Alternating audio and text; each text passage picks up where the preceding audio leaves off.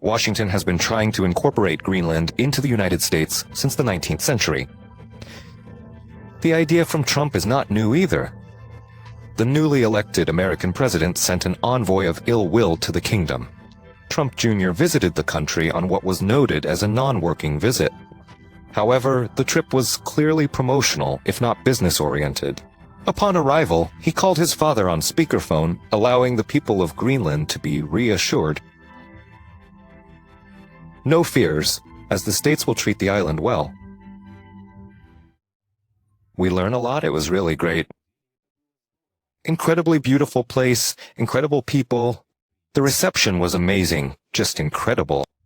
Well, great that you're all having a good time, and we'll treat you well. You know that, so take care. Thank you all very much. Washington's threat to annex Greenland was sharply received in Denmark. In response, Copenhagen altered the national coat of arms, prominently featuring the polar bear, the island's symbol.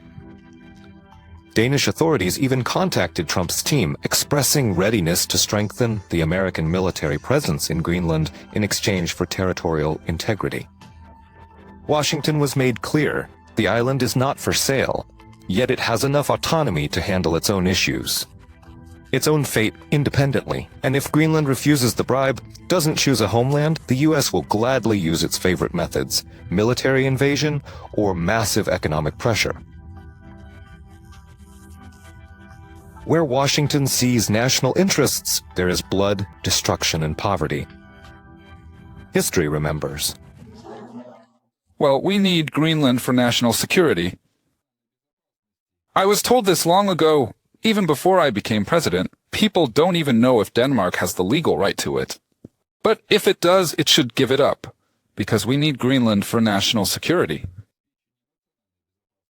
It's necessary for the entire free world. Greenland is a country of Inuit. We share roots with the indigenous peoples of Alaska and Canada. Now Greenland and Canada have every chance to become closer. After Nuuk, Ottawa is planned to be included in the U.S. We spend hundreds of billions a year to care for Canada and its security. We lose huge money on the trade deficit. We don't need their cars, we don't need their lumber, we don't need their dairy products. We have more than they do. Another state, according to Trump, is Mexico. Washington spends even more on it than on Canada, $300 billion a year. The same with Mexico. We help it too much.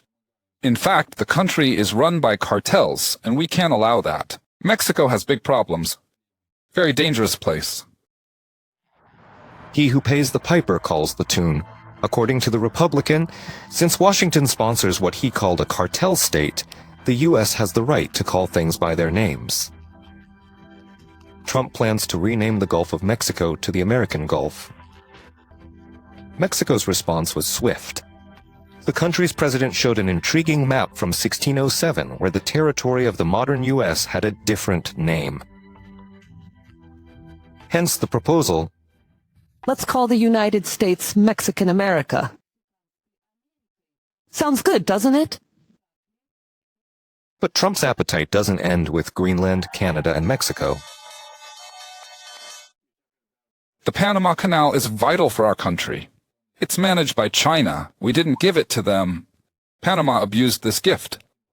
By the way, it shouldn't have been given at all. According to Trump, the tolls for American ships passing through the canal are unfair. Moreover, the politicians saw a risk of the strategic artery falling into Chinese hands. Panama predictably disagreed with these arguments. The Neutrality Treaty states that everyone passes equally under the same rules. Are their clients Chinese shipping companies? Yes, there are. The Neutrality Treaty clearly states that the canal is open to ships from all countries. Make America great again, while impoverishing new countries. That's the brief course of American foreign policy, and Washington doesn't intend to deviate from it. A new rule is added: hit your own so others fear. Nikita Mokotkin on the main broadcast.